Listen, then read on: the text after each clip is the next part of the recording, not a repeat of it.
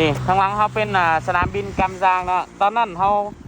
ออกจากย่าจ้างเลยไปหับแฟนเขาเด้ตอนช่วงนั้นเขาไปชิปเวียดนามใต้แต่ว่าเมื่อนี้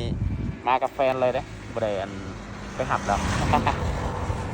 ปะเดี๋ยวเราจะออกเดินทางต่อตอนนี้เราจะไปถ่ายรูปอยู่สถานที่เช็คอินอีกบ่อหนึ่งเนาะนี่ก็คือจะผ่านขึ้นสะพานนี่เนาะผ่านไปหูอ้าวคือบ่เห็นเนาะนี่อาจจะขึ้นสะพานตัวนี้ผ่านไปคือเก่าเนาะทุกคนอ้อมปุ๊บขอไปในปะเดี๋ยวออกเดินทางกันต่อตอนนี้ก็เวลา8:10 นาทีแล้วทุกคน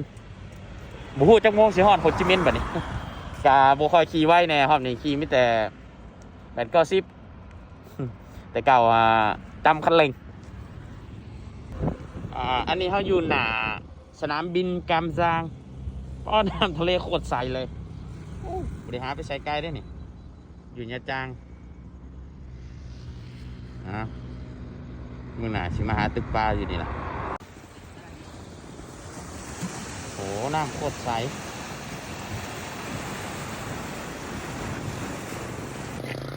ทุกคนน้ำโคตรใสเลย